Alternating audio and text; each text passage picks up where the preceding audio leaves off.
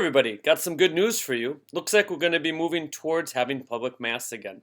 As many of you have probably heard on the news, we received a letter and some guidelines from the diocese this past Thursday in regards to opening up masses again in our parishes, although it's going to look quite different. So the bishop made it clear that this will not go into effect until May 31st, if it is May 31st.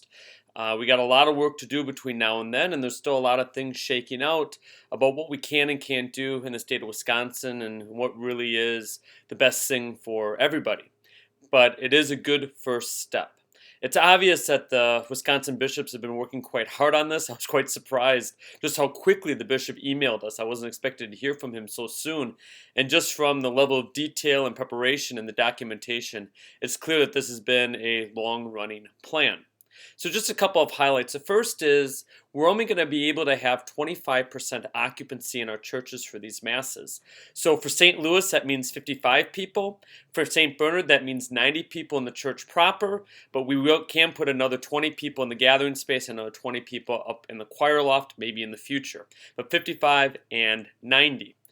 The bishop also asks that we have a system of kind of pre-registering, almost having a waiting list, RSVP system, like we've been doing with the private masses. So I'm currently working right now to get something online that will be quick and easy to reserve spaces for your family for the different masses. And then we'll also have a waiting list feature that if the mass is full, you can put on a waiting list, and then we'll let you know the night before the mass just in case if there's room or not.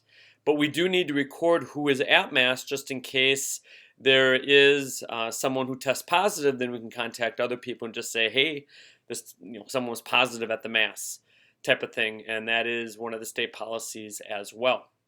Other changes is when you come to Mass, the bishop doesn't want us lingering in the parking lot or talking to one another. He wants us to maintain the 6-foot social distancing at all times. He wants us to sanitize our hands, and oh boy, I got us covered on this one.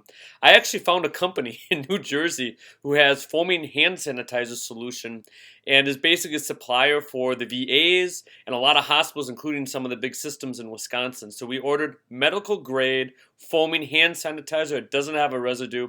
It's even moisturizing. How about that? So no goop at the front of our churches. We'll have real foaming hand sanitizer, and we got some little dispensers that are automatic that we'll be using for that.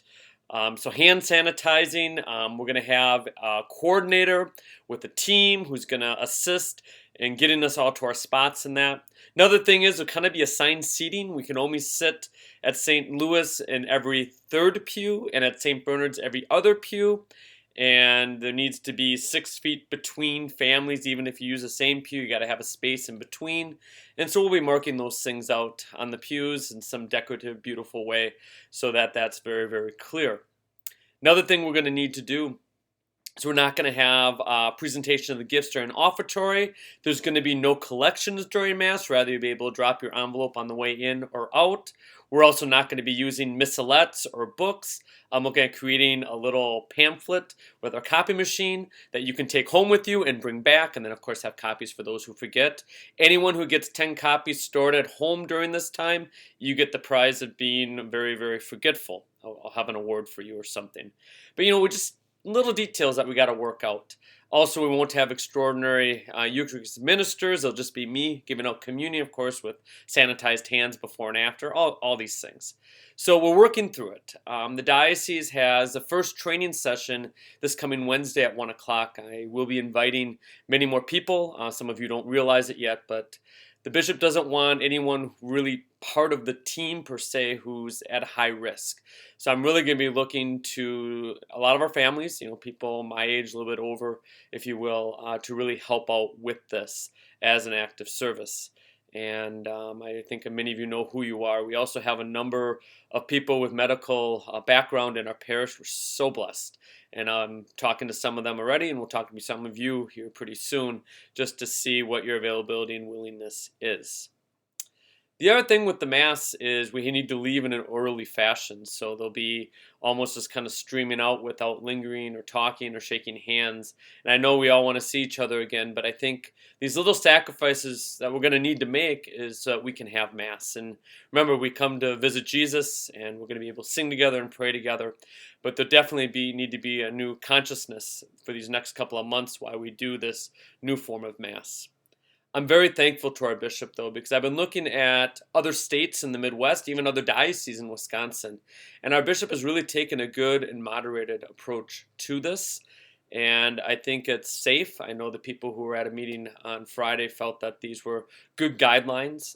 Some people think we may be overreacting a little bit, but you know what? We can do this, and I think for a time, just to be on the safe side, we're still able to come to Mass, we're still able to come together. Yes, it's inconvenient, but you know what? It's not the end of the world. I am personally taking this very seriously because I want everyone to feel safe in our church and everyone not worrying so that they can worship. The bishop is asking people who are high risk to stay at home. He is not removing the dispensation for Sunday obligation, meaning no one has to come to Mass, no one has to receive communion. There is no obligation right now. This is purely elective and needs to be done in a well thought out manner. The bishop did send a very beautiful pastoral letter. I'll be linking in the description, but I want to read the last paragraph. We're really blessed to have a bishop who is really prayerful and really thoughtful on these things. And when I read this last paragraph, I got to admit my heart broke a little bit, but let's read it.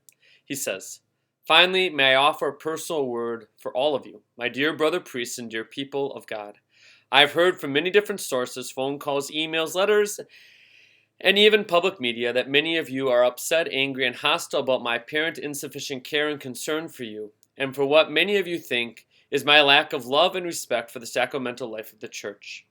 Nothing could be further from the truth. I have been deeply frightened by this disease and by its presence among us. I'm afraid for those who help and protect us, the first responders and medical people. I am sorry that many folks who sent word to me expressed their thoughts by saying I was acting as a puppet of the state and not an agent of the church. Dear brothers and sisters, as I can tell you, is that I am doing my best and will continue to love and pray for you. God reward." I really do ask that all of us make it a special effort this week to pray for our bishop, to pray in gratitude for God, for the church, and to really pray in gratitude that we're moving towards having public masses again. Until that time, as you know, I am celebrating private masses upon request. If you want to organize a group of 9 people and request a mass from me, you can do that. Otherwise, we do have coordinators who are organizing regular private masses. I celebrate about 10 masses a week right now, and it's been a great joy that since the stay-at-home order went into effect in March, I have yet to celebrate Mass with just Jesus and I. I've always had more than 6 or 7 people present, and I'm just so thankful for that. It's been a real gift to me and a real sense of normalcy in kind of trying times. I think it's very important, too, that we continue to pray for one another and those affected by this virus. We continue to play it safe, but also continue to live our lives that God calls us to. I think it's a balance that all of us are called to be intentional about and to really look at the way that God is calling us. I can tell you personally, I have not been in anyone's house since stay-at-home order went on, and I will continue to do that. I've also ate only my own food, and I've continued to try to stay in town, except for 2 trips to House of Mercy to help with the newsletter. But other than that, I have been here, and the reason for that is I want to be able to give last rites to anybody in nursing home facilities, and if the need arises for last rites, that I can come and anoint without causing panic. So please pray for me, for my brother priests, for all of us in the parish that we will continue. Sadly, I'm not even thinking about religious ed right now. I'm really not even thinking about First Communions at this point. I don't know how we would finish the preparation right now. Let's wait a couple more weeks and see where we're at. But I have a great desire to give our kids and teens First Communion who started their preparation this year towards that. And we'll definitely be in touch on that. But thank you all for all of the support that you've given me, those who have reached out. It's been fun seeing you, a couple of you in the grocery store and that, seeing you at private masses and around town. And we'll just continue. But know how much I miss seeing all of you, how much I miss worshiping God together. how hard it is to preach in front of a camera and a few people instead of on the weekends to all of you. It's really been a challenge, but little by little, we'll get there. And I really, really hope that May 31st is our first day because May 29th is actually my anniversary of 10 years of ministry. And I can't think of a better way to celebrate it than to celebrate Mass with all of you on the weekend and to try out these new policies and procedures and all this good stuff. So I'll be more in touch. Wednesday, we got the meeting with the diocese. I'll learn a little bit more, but this is what I know right now. I want to thank a number of key people in our parishes who have been very helpful with all of this. You know who you are. I don't want to embarrass anybody, but thank you. Thank you so much for all of your support. In fact, I called at least 5, 6 people today about hand sanitizer and ordering stuff, and I'm just thankful to that. All right.